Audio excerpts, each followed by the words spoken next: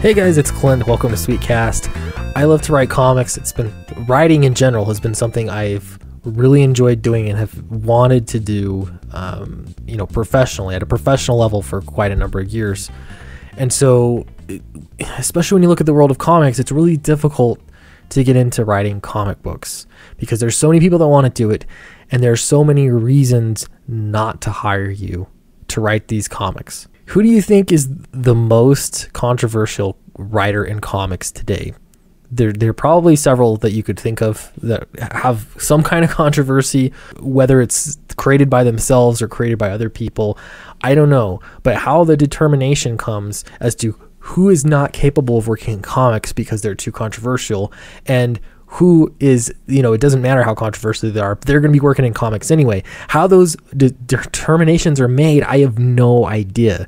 This is so ideologically based. Now, let's say, I know that a lot of people watch my channel, and some of you might disagree with me most of the time. You disagree with me a lot. Let's just walk through this for a minute. How is Zoe Quinn not too controversial to be writing comics for the big two publishers right now? And I'm going to be so generous here and give so many benefits of the doubt. We'll go through these, but the controversy, it doesn't matter. Okay.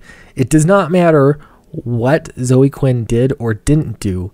The controversy still exists. If you don't know who Zoe Quinn is, basically she was some kind of gaming journalist, I believe, at the time, and all of Gamergate basically sprung out of some kind of conflict that she was in. I'm not going to pretend to know a ton about Gamergate.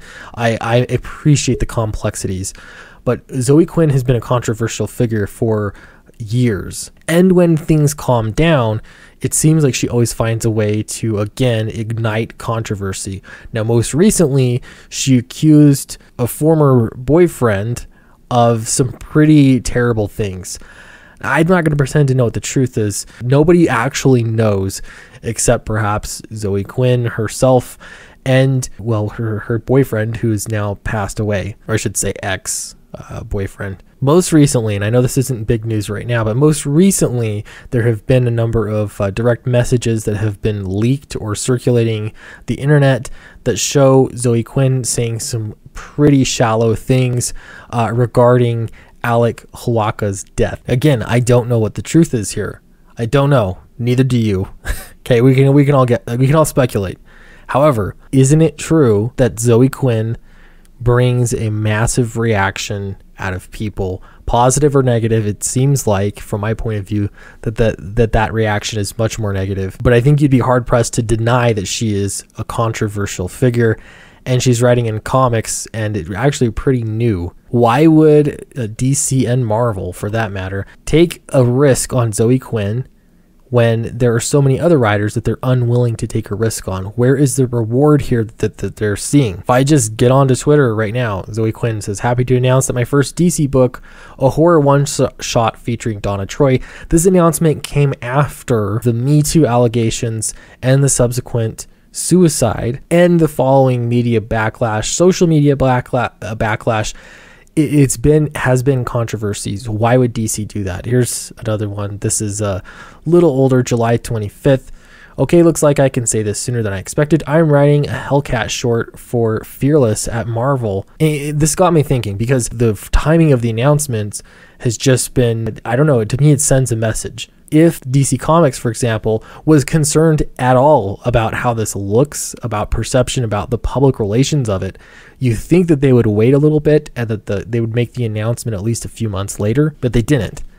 Now, am I straining at a gnat?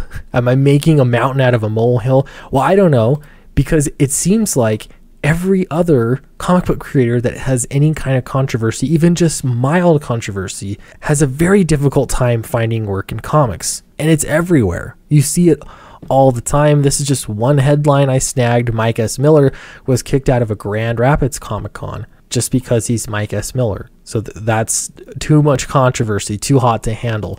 Here's another one, because I'm not making this stuff up. Mitt and Betty Breitweiser they canceled an upcoming appearance because it was too difficult. This is a little bit more, hard to say because they canceled it because they were worried about their safety because of the controversy. I also have to believe that they've gotten less work, or they had less work because they were too controversial. They didn't have the correct opinions, and therefore, yeah, it just made them more controversial.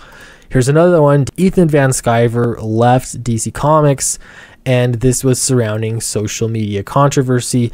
And I know he's told the story in detail many times before on his own channel, but essentially DC Comics did not like how he talked on social media, and they tried to put a cap on that, and it was really difficult and hard for him. Anyway, they went their separate ways. He ended his contract. What has DC Comics done for Zoe Quinn? What have they done? Have they talked to her about her social media presence? Have any of these conversations happened? But is her kind of controversy, it just doesn't matter. It's not the right kind of controversy that they're worried about. How about this? Jon Malin, another professional working at Marvel. Same thing. He's too hot to handle because he has opinions. He has the wrong opinions. Controversial enough that Bleeding Cool is willing to put out hit piece after hit piece on Jon Malin and be just fine with doing that. And this is too controversial to be working in comics. Do you see my point here? Do you see where I'm going? Why is it that this kind of controversy, which is so massive, people everywhere, this is beyond comics.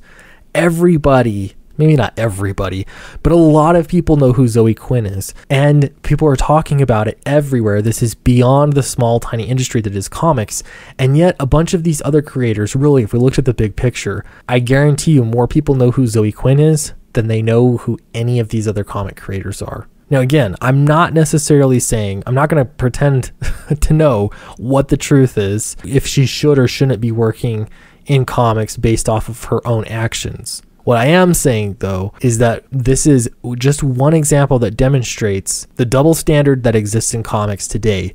It's okay to be controversial if you have the correct opinions, if you're on the right side. It is not okay to be controversial. You have less tolerance for controversy if you have the wrong opinions.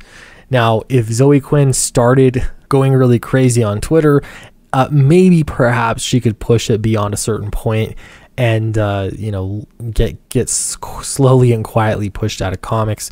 Maybe that could happen. I've seen it happen. I got to think that Jon Malin isn't getting a lot of work, and that's probably because he's extremely abrasive, but they're quiet about it. It's not hit piece after hit piece. It's not some big public display of kicking him out. It's just sort of quiet, and he is not getting work, probably because he's so obnoxious. And there are a few others for sure out there, but you have to agree that the threshold is not the same. But let me know what you think in the comments below. To me, it just seems silly. Either it matters or it doesn't matter, but please be consistent one way or another. Marvel and DC, I mean, come on, this is kind of disingenuous. Don't forget to like, subscribe, even share this if you're interested in sharing it. Ring the bell, all that good stuff. That really, really helps out the channel. I got to show you Downcast. Guys, we're getting really close to the end here.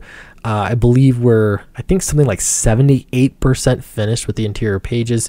So we've been moving right along. This campaign's only going to be up for a couple more weeks, and we will close it. So if you haven't backed it yet, you've been holding it off, maybe, just maybe, you can be my 900th backer. That would be amazing.